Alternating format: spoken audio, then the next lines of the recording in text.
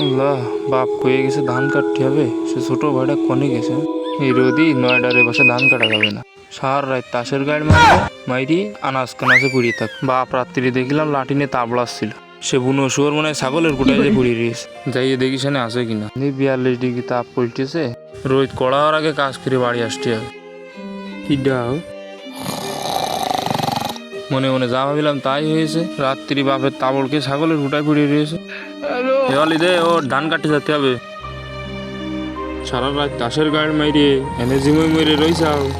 সারা বাড়ি খুঁজে বেড়াচ্ছি। তোর আব্বা ধান কাটতে জাতি গেছে, আমি জাতি লাগলাম, তুই আয়। কোন দিন জানি মরণ আসে রে। গরমে যে ঠাপ জুড়তেছে, আমি এখন যেতে পারবো না, আমার সময় হলে যাবা। তুই একা একা যাই কাটতি লাগবি।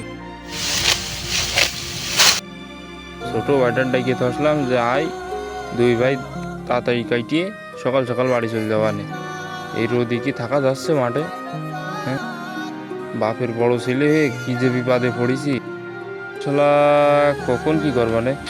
আর অল্প একটু শুনে আসে রে, কাটতি লাগে। ওর আশায় বসে থাকলে ধান কাটা হবে না।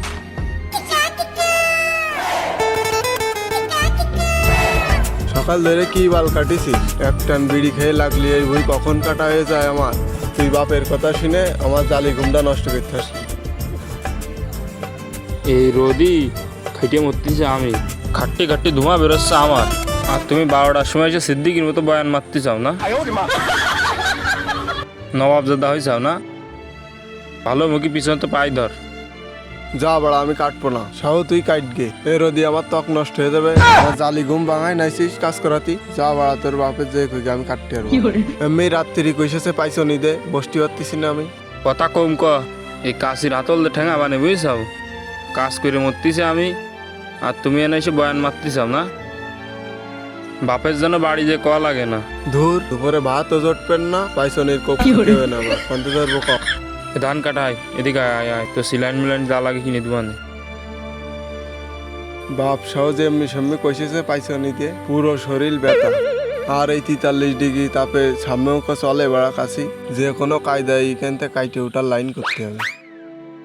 আমি আর কাটতে পারবো না, পিছনে যে শুলাম। কিরে তোর পায়া করছে না গান, আসিস পিছনে। এইটুক কাইটে শেষ করে বাড়িতে পান্তা ভাত খেতে হবে। কাজও করবেন না, আমারও কাজ করতে দেবেন না। ওই গেছে রে কতি না কতি শীত হয়ে গেছে। বুনো শোর ডাউনে রোদে অজ্ঞান হয়ে গেছে।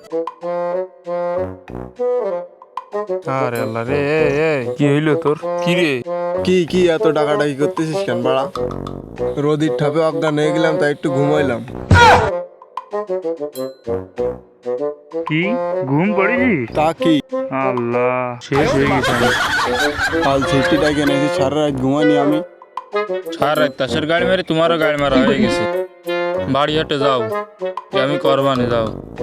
যা বাড়া, তুই যা পারিস তাই কর, আমি হেঁটে দিলাম। বাবার পরে একটা পরিবারের সম্পূর্ণ দায়িত্বটা বাড়ির বড় ছেলেকে বহন করতে হয়। তার সম্পূর্ণ স্বপ্নগুলোকে ধামাচাপা দিয়ে বাবার মতো দায়িত্ব পালন করতে হয়।